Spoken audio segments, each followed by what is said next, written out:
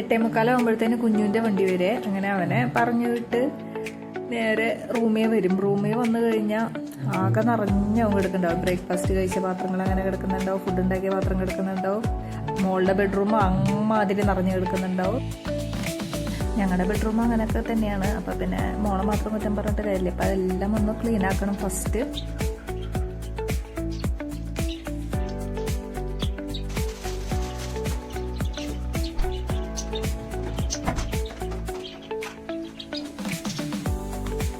ആദ്യം ഞാനിങ്ങനെ പാത്രം കഴുകാനുള്ളതൊക്കെ കഴുകി വയ്ക്കുക. അപ്പം അതിന് ഞാൻ ലിക്വിഡ് എങ്ങനെയാണ് യൂസ് ചെയ്യണമെന്ന് വെച്ച് കഴിഞ്ഞാൽ ഒഴിഞ്ഞ ഷവർ ജെല്ലിൻ്റെ വലിയ ബോട്ടിൽ എടുത്തിട്ട് അതിൽ ഡൈല്യൂട്ട് ചെയ്ത് വെക്കുക ചെയ്യുക. കുറച്ച് ജെല്ലെടുത്തിട്ട് അതാകുമ്പോൾ നമുക്ക് പമ്പ് ചെയ്തിട്ട് ആവശ്യത്തിന് എടുക്കുക. ഒരു 1 വീക്ക് ഒക്കെ നിൽക്കുവേ ഈ ഒരു ബോട്ടിൽ ഡൈല്യൂട്ട് ചെയ്തത്.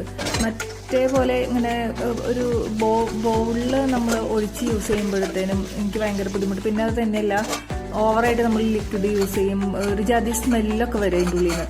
അപ്പോൾ അത് കാരണം ഇങ്ങനെ ആകുമ്പോഴത്തേനും ഇച്ചിരി കൂടി നല്ലതായിട്ട് എനിക്ക് തോന്നിയിട്ടുണ്ട് കേട്ടോ.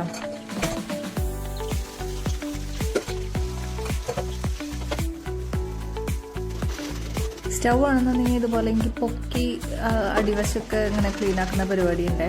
അപ്പോൾ ദിവസത്തിൽ 2-3 വട്ടം പൊക്കി ഇതുപോലെ ക്ലീൻ ആക്കും. അങ്ങനെ പൊക്കിയും താത്തിയും അതിൻ്റെ വാൽവ് ഒരു വട്ടം ലൂസായി. അത് ഞാൻ അറിഞ്ഞില്ല. ഗ്യാസ് ഇങ്ങനെ ലീക്ക് ആവുന്നുണ്ടായിരുന്നു. ഒരു ദിവസം ക്ലീനിങ് ഒക്കെ കഴിഞ്ഞപ്പോഴത്തേനും ഇങ്ങനെ എന്നുള്ളൊരു ഒച്ച പോലെ വരുന്നുണ്ട്. അപ്പം ഞാൻ വിചാരിച്ചു പുറത്ത് കൺസ്ട്രക്ഷൻ പരിപാടി നടക്കുന്നുണ്ട്, അപ്പം അതിൻ്റെ എന്തെങ്കിലും ഒച്ചയായിരിക്കും എന്ന് വെച്ചിട്ട് ഞാനത് കാര്യമാക്കില്ല. ക്ലീനിങ്ങും കഴിഞ്ഞ് എന്തോ ഒരു കാര്യം ഞാൻ വെക്കാനായിട്ട് സ്റ്റൗമ്മ വെച്ച് ഇത് ഗ്യാസ് കത്തിച്ച് ഒരൊറ്റ സെക്കൻഡ് കൊണ്ട് അതിൻ്റെ വാൽവും കത്തി.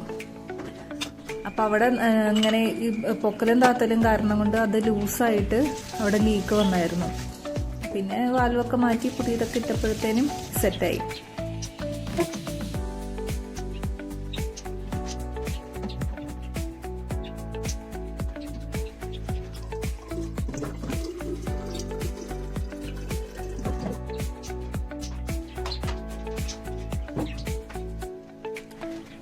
പിന്നെ നമ്മുടെ കിളിക്ക് കുറച്ച് തീറ്റയൊക്കെ ഇട്ട് കൊടുക്കും. കുറച്ചൊന്നല്ല, നല്ലോണം തിന്നത്.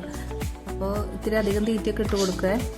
അത് കഴിഞ്ഞ് നേരെ വാഷിംഗ് മെഷീനിൽ തുണികളൊക്കെ ഇട്ട് ഓണാക്കി വെച്ച് കഴിഞ്ഞാൽ എൻ്റെ ക്ലീനിങ് പരിപാടി കഴിയുമ്പോഴത്തേനും തുണി അലക്കൊക്കെ കഴിഞ്ഞിട്ടുണ്ടാവും. പിന്നെ അത് വിരിക്കുക എന്നുള്ളൊരു പരിപാടി മാത്രമേ ഉള്ളൂ. ബെഡ്റൂമിൽ ഇന്ന് ബെഡ്ഷീറ്റൊക്കെ ചേഞ്ച് ചെയ്യുന്ന ദിവസമാണ്. മൺഡേ ആണ് ഞാൻ ചേഞ്ച് ചെയ്യാം. ബെഡിൻ്റെ ഈ ഒരു സ്പേസിൽ ഫുള്ള് പിള്ളേർ നിറച്ചിട്ട സാധനങ്ങളായിരിക്കും. സ്കെച്ച് പെന്ന്, കളിപ്പാട്ടങ്ങൾ എല്ലാം അതിൻ്റെ ഉള്ളിൽ സ്റ്റോർ ചെയ്ത് വെച്ചിട്ടുണ്ട്. അത് ഫുള്ള് മാറ്റി എല്ലാം ക്ലീൻ ആക്കണം.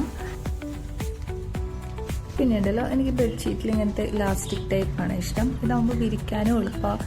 അതുപോലെ തന്നെ ഇടയ്ക്കിടയ്ക്ക് മറ്റേ ബെഡ്ഷീറ്റിൻ്റെ പോലെ അവിടെ ചുളുങ്ങി ഇവിടെ ചുളുങ്ങി നോക്കേണ്ട കാര്യമില്ല.